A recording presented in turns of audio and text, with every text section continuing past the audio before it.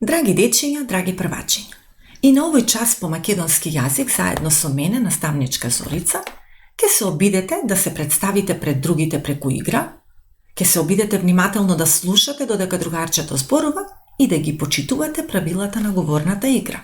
Всушност, тоа е и целта на денешниот час. Значи, повторно ќе откриеме многу работи за себе, но и ќе слушнеме многу нешта за нашите другарчиња од одделението. Но сега на малку поинаков начин. Сега со помош на волшебниот лик кој излезе од приказната што ќе ја слушнете сега. А кој е тој интересен лик?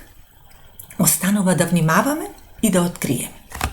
Слушај внимателно.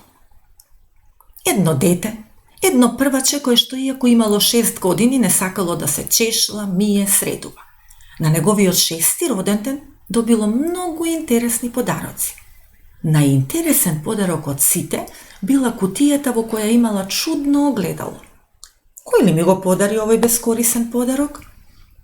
За несредениот роден денко тоа бил промашен подарок и при првото излегување да си игра со другарчињата, попатно ја фрлило кутијата со огледалото на ливадата. По неколку поминати тажни денови на ливадата, на огледалото му се насмевнала среќата. Првачето Лиле заедно со своето маче поминале токму покрај него. Љубопитното маче почнало да ја чепка под отворената кутија со огледало во неа и кога успеало да ја отвори и да погледне во неа, се исплашило и почнало да бега и да мјаука. Тогаш Лиле забележала дека всушност мачето во кутијата видело маче. Вистинско кафеаво исплашено маче потполно исто како него. Кој да го фрлил ова огледало, јас мислам дека местото не му е тука, му рекла Лиле на мачето. Лиле го земала огледалото и го однела во училиште, раскажувајќи им на другарчињата каде и како го пронашла. Тогаш ликот на Диме целосно се променил. Диме се зацрвенил, посакал да го снема во училницата. Да го ставиме во играчките, извикала Марта. Можеме да го закачиме над зидот, рекол Илија. Јас пак мислам дека можеме да му дадеме име Сезнајко и да ни биде другар и во играта и во учењето, предложила Лиле. Да, се слушнал гласот на сите деца. Така и се случило. Волшебното огледало Сезнајко сега е прво одделение, а волшебно е затоа што тоа еден миг е Диме, веќе следниот момент е Илија, потоа е Марта, па Лиле и сите други првачиња од одделението. А дали знаете зошто? Размислете, дечиња. Дали ви се допадна оваа приказна? Може би ќе добиете идеја на некој нареден час да бидете мали автори и да ја продолжите оваа приказна со некоја реална случка во одделението што ќе се случи со огледалото. А дали може би ја препознавте Лиле со нејзиното маче? Која Лиле беше таа? Тоа е Лиле од нашата прва стихотворба Прваче, која што плачеше првиот училишен ден за нејзиното маче. Но сега Лиле е среќно, задоволно, насмеано, дружелюбиво прваче, а сето тоа благодарение на вас и на волшебното огледало со кое ние денес на овој час ке се дружим. Доколку сакате сега сопрете го видеото и обидете се да си ја кажете стихотворбата Првач, а потоа продолжете на следната активност. Треба да го подготвите приборот за работа. Потребни ви се еден голем бел лист, едно наострено моливче, комплетот со дрвени боички, линеарот со форми и едно огледало или огледалце кој секако знаете дека треба внимателно да постапувате, бидејќи сепак се работи за кршливо нешто. Сопри го видеото, подготви се и потоа на празниот бел лист нацртај оваа шема. 10 празни долгнавести кругови елипси во 2 реда по 5, на секој круг по едно квадратче долу и во секое квадратче броевите од 1 до 10 по ред. Всушност, преку игра што следува, ќе треба да ги пополните по ред, значи пополнуваме по ред, почнувајќи првото, второто, третото празно поле, се до 10-тото. А како, ќе ви објаснам сега. Следува активноста, прашувалко и јас. Сега Сезнајко ќе биде прашувач, прашувалко, а вие раскажувачи. Тој ќе прашува, а вие ќе одговарате. Прашањата ќе ви ги поставува со слика на него, а јас ќе ви ги дообјаснувам ако не ги разбирате. Вие за почеток треба само со еден гласно кажан збор да одговорите, а зошто ќе видите подоцна.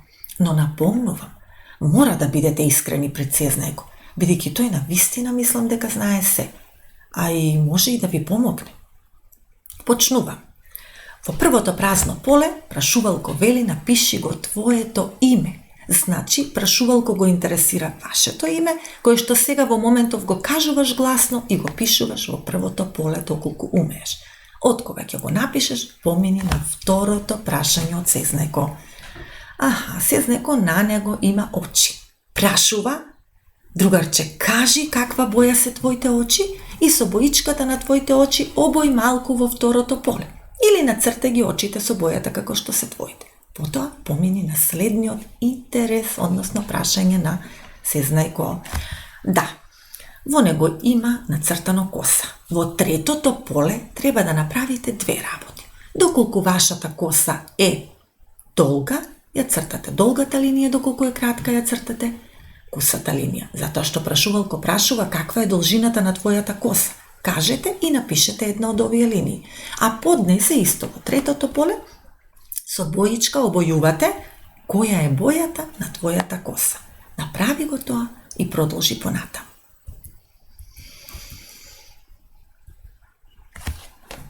Повторно го разбирам Сезнајко што сака да ве праша со оваа слика раче со боичка. Што најмногу сакаат да цртаат твоите рачиња, односно што мислиш дека ти најубаво умееш да го нацрташ. Едно нешто. Кажи гласно, а потоа нацртај го на едноставен начин. Потоа продолжи со видеото. Ножиња со патики.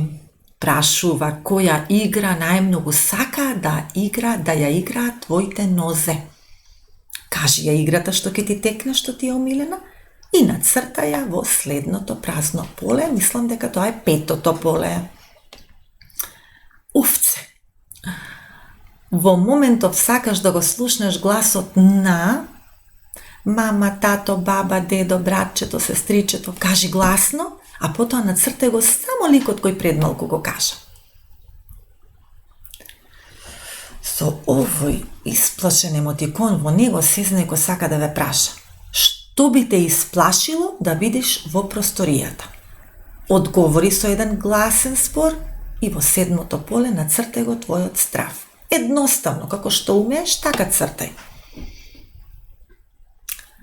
А ова убаво мило емотиконче значи што мислиш дека ти најубаво умееш да правиш. Значи што ти најубаво умееш да правиш.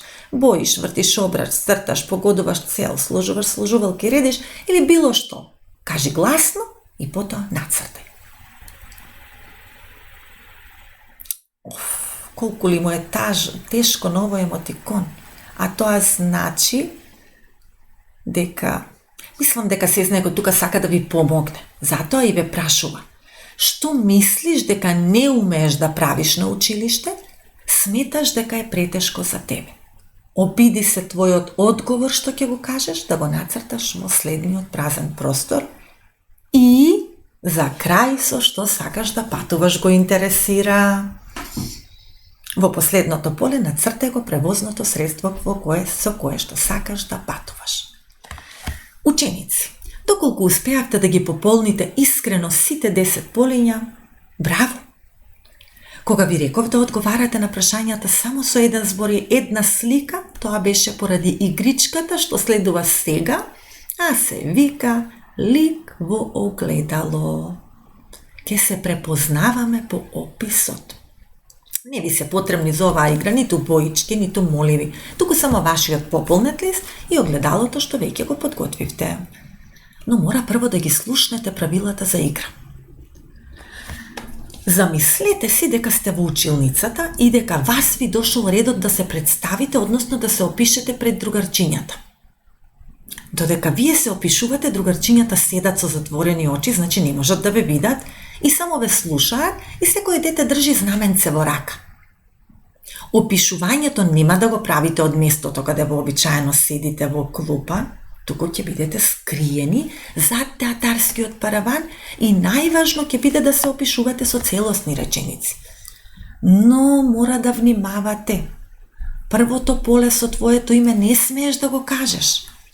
Се додека не кажеш барем 5 цели реченици од твојот опис, другарчињата немаат право да кренат знаменци и да погодат кој си ти. Труди се описот да биде добар, целосен, бидејќи во оваа игра не е целта да не погодат кој си, туку да погодат кој си. А тоа кажува дали си ти добар опишувач или не. Ученици, може би во вашето опишување ќе ви помогне доколку слушнете од мене како на истата оваа игра лик во огледало предходната година се опиша првачето Михаил, кој сега е второ одделение. Тој зад параванот се представи вака. Јас имам очи со зелена боја, кратка коса со медова боја. Најдобро од се умеам да нацртам маче, а најдобро од се умеам да играм тенис. Би сакал да го слушнам гласот на моето братче кој што туку започна да вика бато, а премногу би се исплашил доколку видам пајак. Мислам дека најдобар сум во редење на кула од коцки, а најтешко ми е да ги научам и да ги пишувам буквите. Би сакал да патувам со авион. Дечиња, дали забележавте дека Михаил не го спомна првото поле, името каде што му беше напишано? И се представи со убави целосни реченици, си доби голем аплауз од своите соученици. Тие самите се изјаснија дека тој прекрасно се представил. Се надевам дека и вие ќе заслужите аплауз, односно едно големо браво за описот кој што ќе го направите во денешната игричка. А сега, драго учениче, редот е на тебе. Земи го пополнетиот лист, земи го твоето огледало и гледајќи се во него, започни со описот сега. Прваче почетниче, како се чувствуваше ти на овој час? Доколку среќно и слободно се представуваше браво, а доколку чувствуваше страв, срам или тага при твоето представување пред другарчињата, тогаш обиди се повеќе да другаруваш и да споделуваш со твоите другарчиња. Само така училиштето ќе ти стане пријатно место за учење и игра.